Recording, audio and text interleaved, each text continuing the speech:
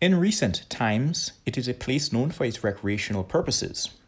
But back in 1892, the place we now call Quarantine Point was not a recreational location.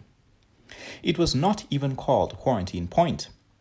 Several buildings were constructed there in 1892, built to quarantine and isolate victims of smallpox, yellow fever, malaria, and other communicable diseases common in the region at the time. Those were the early years following the abolition of slavery. At the time, it was known as Goat Point or Long Point, and its location as an isolated peninsula on the southwest coast of Grenada was ideal.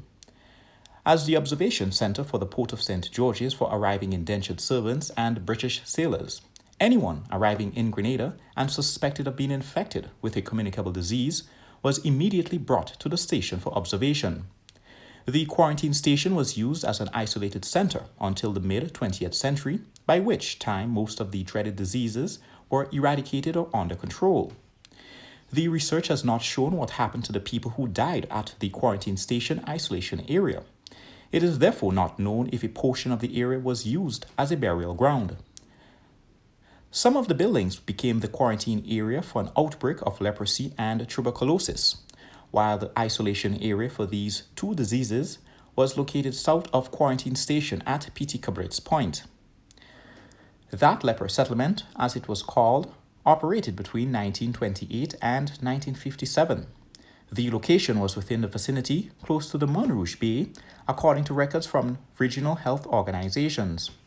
According to the A to Z of Grenada's heritage written by Angus Martin, beginning in the early 1900s, the buildings at Quarantine Station, which was used by the medical staff, were frequently used as a government rest house.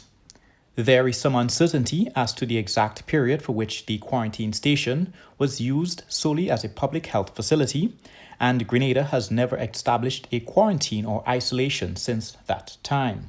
It is recorded that the facility was used on the 8th of February 1896 as a picnic venue for visitors to the races from Trinidad, and in 1915 to 1916 as a training camp for Windward Island troops of the British West Indies Regiment of World War I.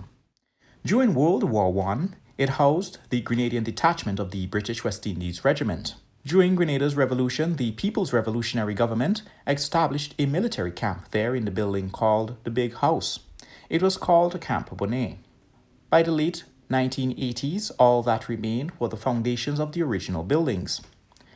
Presently, the relative seclusion, serenity, and commanding view of the site have secured its position as a popular picnic site.